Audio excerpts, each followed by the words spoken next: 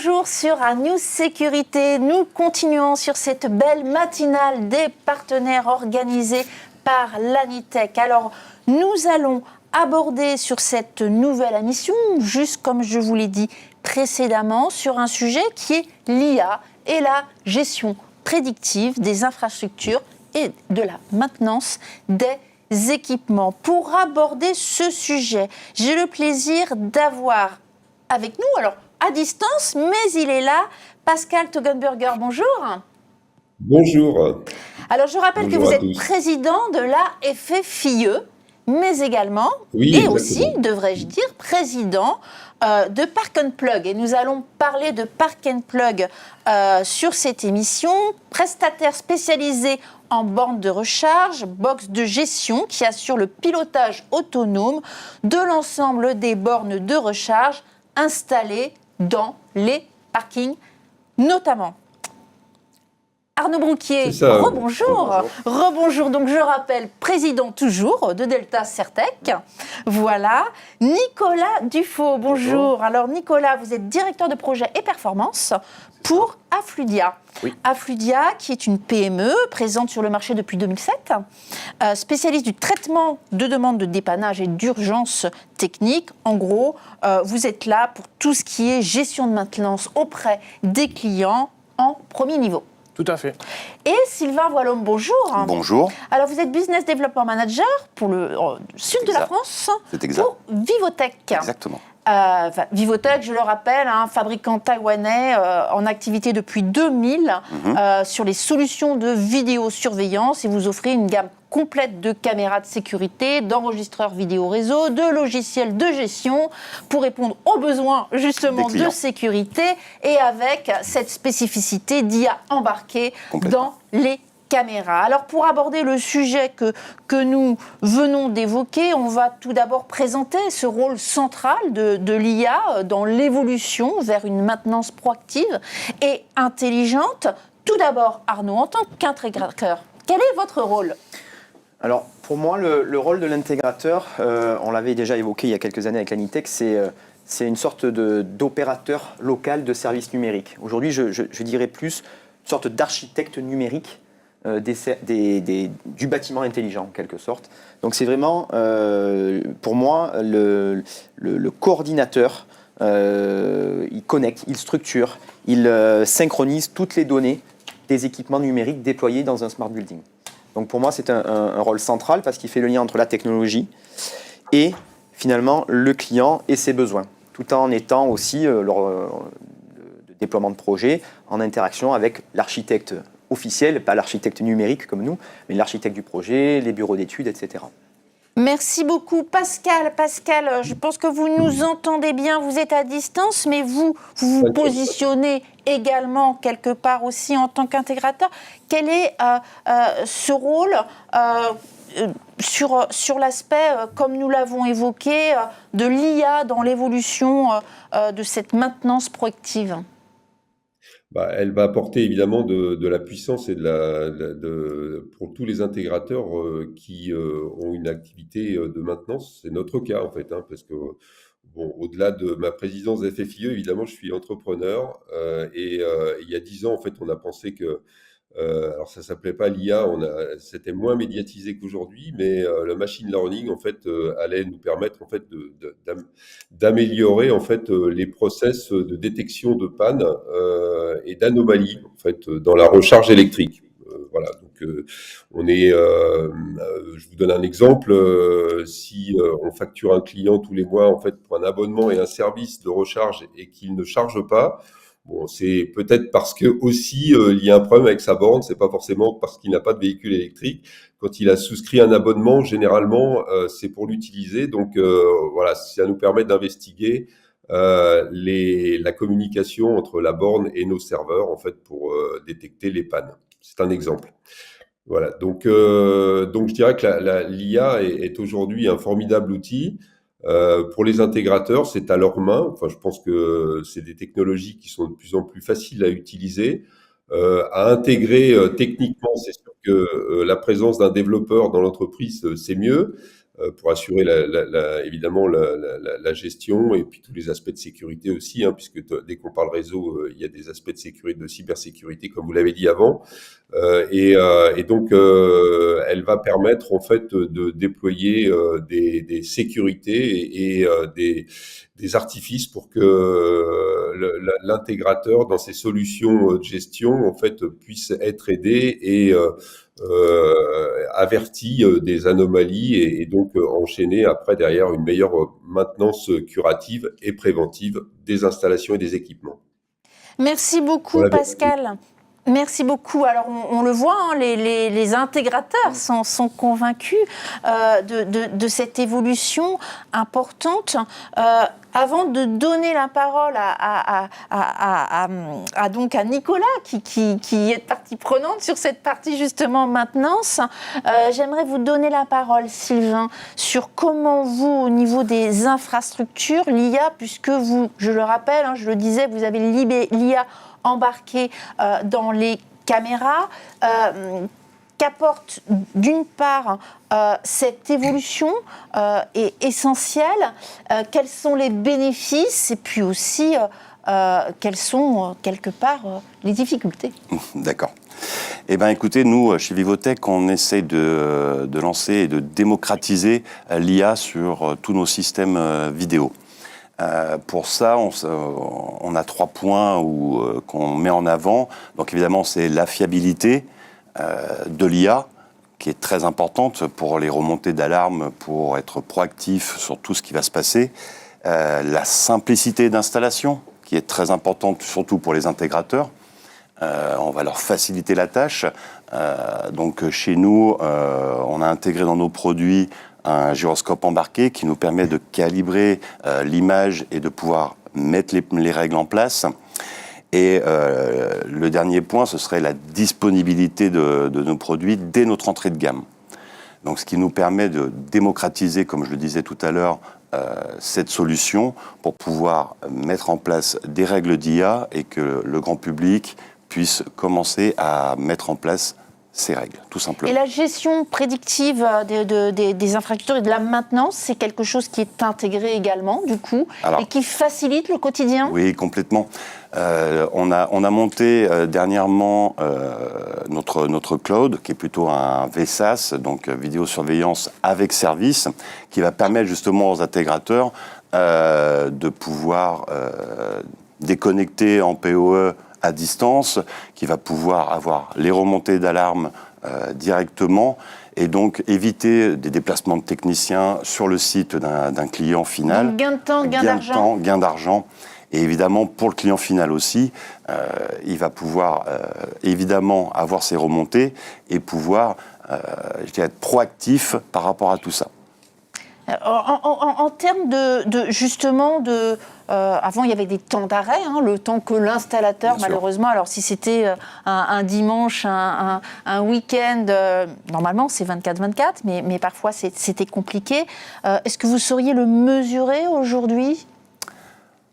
C'est difficilement quantifiable parce qu'en fonction de chaque intégrateur, du nombre de personnel qu'il peut avoir, de la couverture sectorielle qu'il a, c'est très difficile. Enfin, je pense que les intégrateurs pourraient peut-être plus répondre à cette question. Je pense qu'on n'a pas de chiffres réels. Parce que la difficulté, c'est qu'en effet, ça dépend du type de contrat, etc. aussi. Mais globalement, c'est cette IA intégrée dans les équipements que nous déployons, en effet, aujourd'hui, nous fait gagner du temps. Clairement. D'accord. Est-ce qu'on peut dire aussi que cette gestion via l'IA permet une plus grande durabilité de la vie des équipements ? Alors, je veux bien répondre, mais même si je ne suis pas le fabricant, mais je pense que oui, parce que l'information arrive plus rapidement, donc les systèmes sont maintenus et réparés, on va dire, plus rapidement. Donc je pense qu'on n'a pas encore assez de retours pour le certifier. On aura du retour, je pense que d'ici quelques années, voilà. Mais effectivement, je pense que le choix déjà de la marque et la fiabilité de ce qu'on propose aux clients finaux, c'est très important, effectivement. Alors, je le disais, Nicolas, je souhaitais que vous écoutiez un petit peu, puisque vous êtes vraiment dans proactif sur cette gestion de maintenance.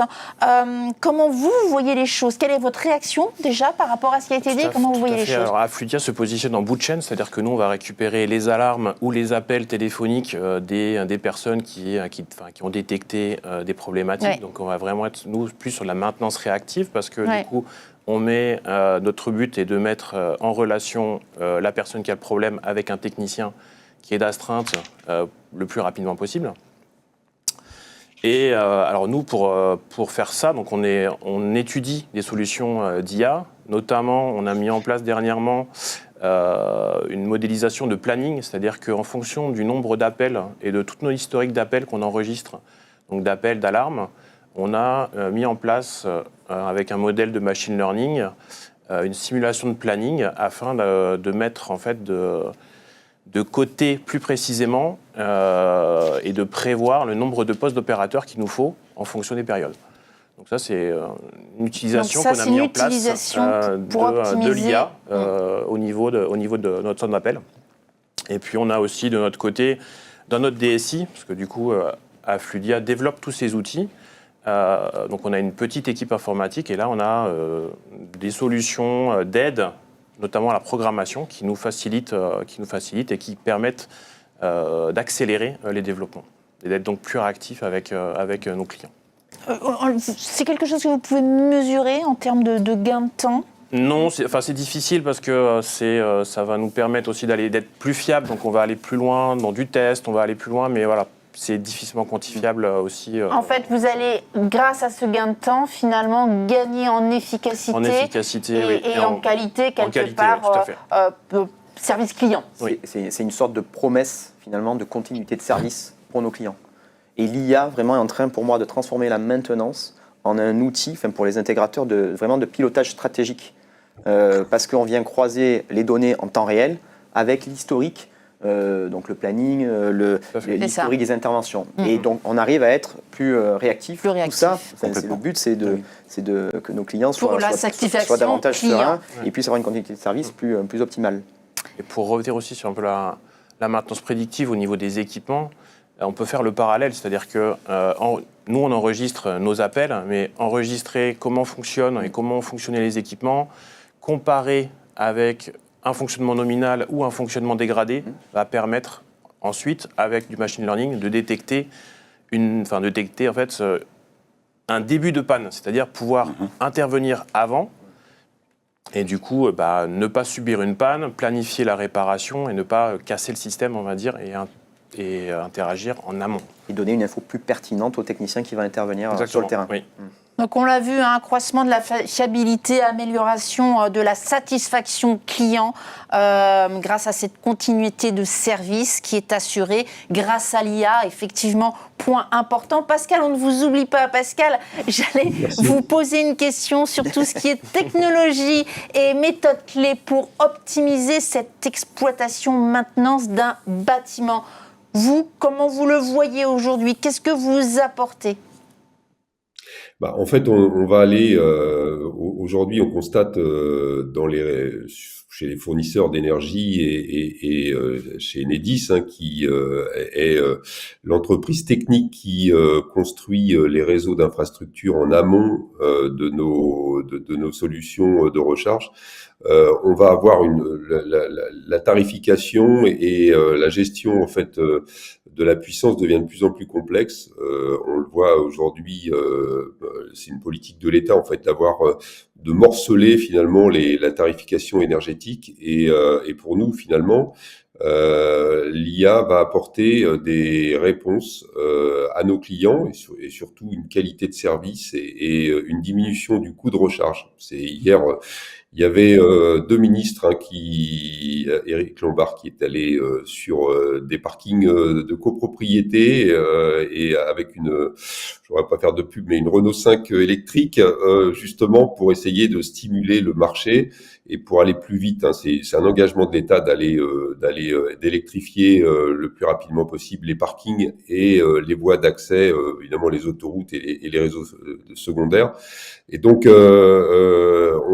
l'idée, c'est, et ils l'ont redit hier, c'est de diminuer finalement le coût de la recharge et de pouvoir utiliser des périodes où l'énergie n'est pas chère. Par exemple, quand on produit de l'énergie avec des panneaux photovoltaïques, on ne peut pas stocker ou très peu l'énergie et donc on va avoir dans le futur, très proche, en 2025, des tarifs beaucoup plus bonifiés en fait pour recharger son véhicule à des heures où il y a une surabondance de production. Et l'IA pour nous en fait nous permet, une fois connecté au réseau Enedis et aux fournisseurs, de pouvoir proposer à nos clients en fait de manière intelligente des créneaux de recharge en fait, des périodes pour qu'ils puissent recharger leur véhicule à un coût réduit. Et moi, je trouve que c'est quand même aujourd'hui une avancée formidable en fait, parce que on va se connecter en fait à la chaîne de production et globalement, quand on aura on a déjà des milliers de bornes hein, en fonction. On va pouvoir être un acteur engagé en fait qui va permettre de satisfaire en fait à la demande des fournisseurs et de consommer quand on doit consommer. Voilà. Donc on rappelle là sur le PowerPoint. Bon, j'aurais dû commencer par là. Qu'est-ce que Park & Plug en fait hein. Donc on est une entreprise de service intégrateur et ce qu'on appelle aujourd'hui un opérateur de recharge. En fait, on facture tous les mois évidemment les clients sur leurs données propres de consommation. Et l'intérêt, et nous on l'a senti depuis une dizaine d'années, c'est de recharger le moins cher possible avec évidemment à 100% pour le véhicule. Voilà. Et si vous voulez passer la slide d'après, elle permettra de mieux comprendre notre réflexion. Donc il y a une dizaine d'années, j'ai imaginé que comme il y a une récurrence dans la recharge en copropriété, à la différence d'une borne de charge en milieu public où n'importe qui peut se connecter, nous on est finalement dans un système un peu fermé avec des usages qui se répètent. Et là, le prédictif rentre bien en compte. Et il y a une dizaine d'années, on a développé en fait des algorithmes qui permettent de recharger les véhicules d'un parking tous ensemble finalement en délestant et en décalant, voilà, pour simplifier, les périodes de recharge pour éviter les pics de puissance dans le parking. Parce qu'en fait, notre problématique, c'est le tarif et évidemment l'abonnement et évidemment la disponibilité de l'énergie à un instant T. Et bien souvent, les gens rentrent le soir à 20h. En tout cas, nous, on voit en temps réel tous nos clients recharger à peu près en même temps et finalement, par l'IA, en fait, on arrive à déceler et à rentrer nos clients sur des formes de modèles en fait qui permettent de délester, de lisser finalement la demande sur toute la nuit, en prenant en compte évidemment la disponibilité des véhicules qui rentrent. Et ça, c'est assez facile puisque quand un de nos clients rentre, il batch sa borne et donc on sait que le véhicule est disponible. On le voit, c'est contrôlé et vérifié sur la connexion à la borne. Et évidemment, on sait quand il part généralement le matin. Et donc, on va mixer gestion de puissance et tarification, et ce qui est quand même voilà, une opération un peu plus complexe. Et ça, on va le faire évidemment avec l'IA, comme on le fait depuis une dizaine d'années, ce qui s'appelle la machine learning. Et on s'est réengagé avec une université et un laboratoire avec qui on travaille depuis longtemps, en fait, qui est l'UTT 3 et qui va nous permettre d'apporter aujourd'hui voilà, de nouveaux outils avec des process IA, en fait, des API qui sont toutes faites et qui vont simplifier un peu informatiquement les programmes qu'on a mis en place. Voilà. Donc, Pascal. Donc, voilà. Pour résumer, hein, effectivement, vous avez eu raison de le rappeler, cette IA, avec tout ce qui est le deep learning qui a été mis en place, à la fois pour l'analyse prédictive, les détections d'anomalies éventuelles. Ce peut être effectivement, par exemple, une voiture, un véhicule avec des risques de surcharge et plein d'autres incidents. Ça vous permet de détecter toutes ces anomalies, de pouvoir gérer également, d'avoir une collecte de données importante en temps réel sur la température, la vibration, la pression. Enfin, voilà, tout un système de mise en place pour, là encore, satisfaire le mieux possible le client et anticiper tout risque. C'est ça.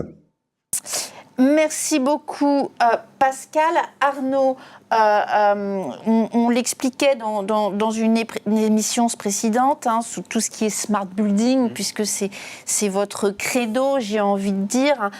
On parlait d'IA et de technologie et de méthodes pour optimiser cette exploitation et cette maintenance. Tout ce qui est optimisation énergétique est un point également important. Oui, optimisation énergétique, les aspects sécuritaires également. Mais je voudrais juste remettre en avant le rôle de l'intégrateur par rapport à ces technologies et ces méthodes clés pour optimiser l'exploitation et la maintenance. Pour moi, l'intégrateur joue un rôle de filtre finalement.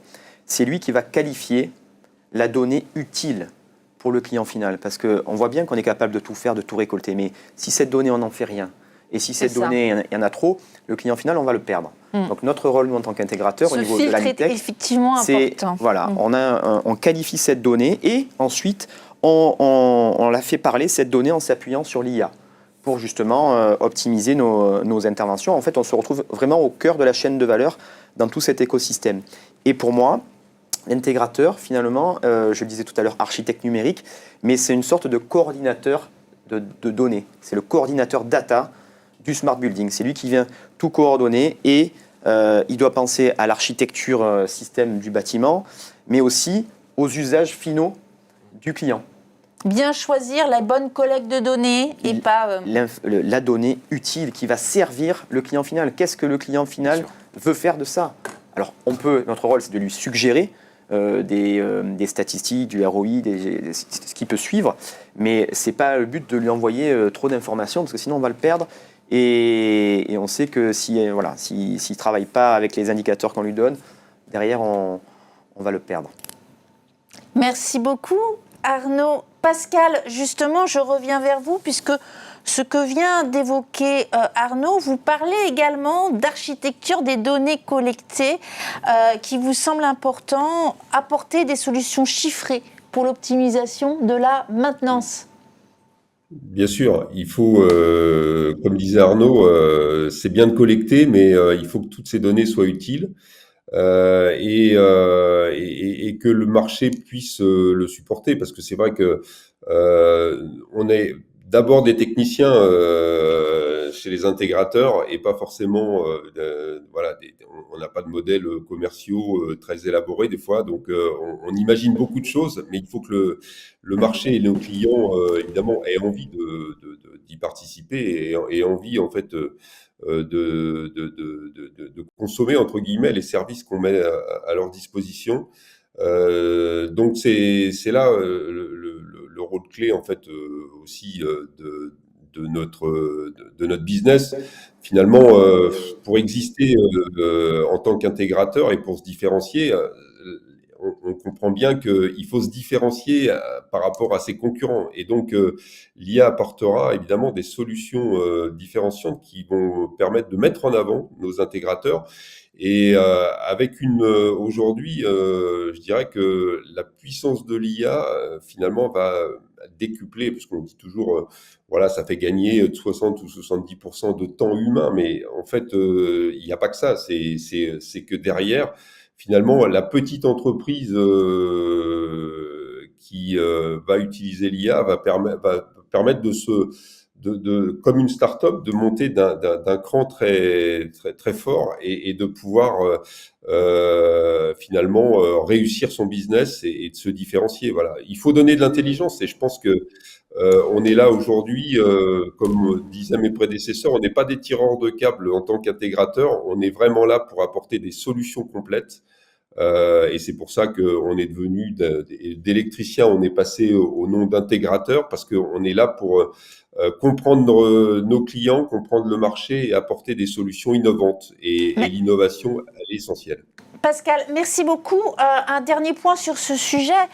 Vous l'évoquez tous les deux, hein, ce rôle central, cet architecte essentiel en tant qu'intégrateur. Cela passe-t-il par de la formation, puisque ce métier évolue, et également le bon recrutement de personnel? C'est vrai. Alors vous, Arnaud ou moi Non, mais je veux bien y aller, mais c'est clairement, on le disait tout à l'heure, il faut sensibiliser nos clients, mais il faut déjà sensibiliser nos équipes, nos collaborateurs. Donc sur tout ce qui est protocole de sécurité, sur les règles ANSSI, voilà, la cybersécurité, les règles APSAD aussi. Nous, intégrateurs, on est certifié aujourd'hui donc en vidéoprotection, contrôle d'accès, alarme intrusion, et désormais on peut être certifié aussi sur la. Enfin, il faut qu'on soit certifié, c'est plus un choix, il le faut sur la cybersécurité en lien avec ces 3 domaines. Donc voilà, pour moi c'est une pédagogie et aussi c'est faire rentrer dans nos entreprises des jeunes qui maîtrisent ces aspects-là, mais par contre qu'on va devoir former sur la partie smart building. Ils maîtrisent la donnée, la cyber, etc. Ok les gars, super, mais qu'est-ce qu'on en fait? Voilà, donc c'est à nous, ça, de leur apporter la notion du métier et eux, ils nous apportent la technique de développement et de protection. Merci beaucoup. Nicolas, vous avez parlé tout à l'heure de cet aspect gestion des demandes clients avec l'IA, un vrai plus. Est-ce que vous pourriez nous apporter quelques exemples sur ce sujet? Alors, sur la gestion des demandes clients, on peut, nous, de notre côté, à travers des outils chatbot, on va dire classiques, donc chat à partir d'une IA générative, ou aller même jusqu'à avoir directement un bot qui parle, qui va répondre à des sollicitations, donc qui va décrocher le téléphone, qui va dérouler un scénario, et de manière maintenant purement, presque automatisée, parce que l'IA générative est en capacité de générer en fait, de l'écrit et derrière de le transcrire en voix. Donc tout ça, c'est automatisé. C'est accessible très facilement maintenant à travers des API. Donc ça se fait en quelques lignes de développement. On a déjà des choses qui tournent très rapidement. Donc voilà. D'un autre côté, chez Afludia, donc, comme on traite de l'urgence, pour l'instant, on est sur des niches. Donc on ne va pas traiter nos clients. On est sur des urgences de gaz, des urgences d'électricité. On ne peut pas traiter nos clients avec de l'IA. Donc on met plutôt l'humain au centre. Mais sur des outils annexes, des clients avec des spécificités moins urgentes, on réfléchit justement à mettre en place ce genre de technologie. Et nous, on utilise aussi l'IA au niveau de la maintenance et on l'utilise aussi après en analyse de qualité. C'est-à-dire que tous nos appels, comme ils sont enregistrés, on est aussi en capacité d'enregistrer, analyser la conversation entre notre opérateur et le client, et derrière identifier les manques, par exemple, et former, trouver des nouveaux axes de formation pour nos opérateurs, les monter en compétences, les remonter en compétences si ce n'est pas suffisant. Merci beaucoup. Sylvain, on a évoqué un petit peu tout à l'heure, vous l'avez évoqué, les opportunités de l'intégration de l'IA hein, dans vos systèmes pour optimiser la sécurité. On le sait, on le voit, la législation aujourd'hui ne permet pas tout. On ne va pas aller, parce que ce n'est pas le sujet de l'émission, mais est-ce que vous pourriez donner 1 ou 2 exemples de cette évolution qui permettent aujourd'hui à des clients, à des utilisateurs finaux, d'avoir pu vraiment progresser, mieux anticiper, mieux gérer cette sécurité ? Alors oui, il y a un exemple qui me vient rapidement en tête, c'est le gain de temps que cela apporte à nos clients finaux. Quand un événement se produit sur un site, qu'il y ait des règles intégrées dans la caméra ou non, maintenant on est capable de traiter ces événements a posteriori. Donc, c'est-à-dire qu'on peut choisir une caméra ou plusieurs caméras, on peut mettre une règle d'IA alors que l'événement s'est déjà produit et qui permet de mettre en place sur la vidéosurveillance un certain nombre de séquences vidéo que l'utilisateur va pouvoir sélectionner pour voir ce qui s'est passé pendant la période de cet événement. Donc ça, c'est un gain de temps. Avant, on devait prendre un temps infini pour regarder tout un week-end ce qui s'était passé. Maintenant, en quelques secondes, on a nos séquences vidéo que l'on peut après d'ailleurs transmettre aux forces de l'ordre s'il y a eu réellement quelque chose. Merci beaucoup. Alors, on va passer à une dernière partie qui parle des enjeux et défis de mise en œuvre. Alors, on a parlé cyber déjà dans l'émission précédente, donc on a bien compris que c'était un enjeu crucial. Je pense qu'on va le passer très vite parce qu'on l'a déjà évoqué. Ce que j'aimerais que vous évoquiez, Pascal, c'est en préparant l'émission, vous avez parlé des travaux d'optimisation entre constructeurs accomplis en 10 ans et des tests fonctionnels pour agréger des nouveaux points de charge. Il y a encore beaucoup à faire.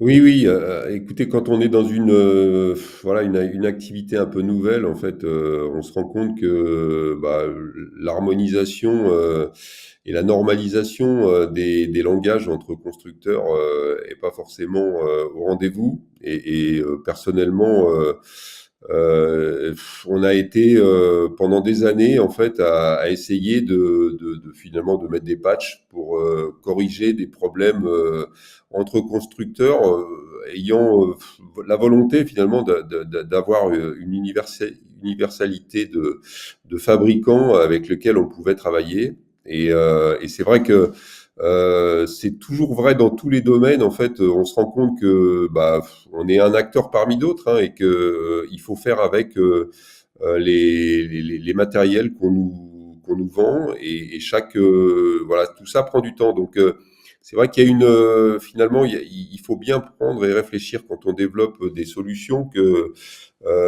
qu'est-ce qu'on va utiliser? Et ça, c'est important pour pas perdre de temps et pour évidemment éviter de gâcher de l'argent, de travailler dans un univers qui est à peu près stable, parce que c'est pas forcément en tout cas nous on l'a mal vécu pendant des années. Maintenant ça va mieux. Au bout de 10 ans, les bornes de charge ça tombe plus beaucoup en panne et puis finalement elles ont le même langage, quasiment le même langage toutes. Donc c'est quand même très positif. Et je dirais que pour nous l'anticipation, pour finir, Virginie, les perspectives pour nous, finalement l'IA permet d'imaginer l'avenir de nos réseaux, parce qu'on a démarré le véhicule électrique, vous savez, on ne sait pas trop à quel horizon on va remplacer tous les véhicules thermiques dans nos parkings.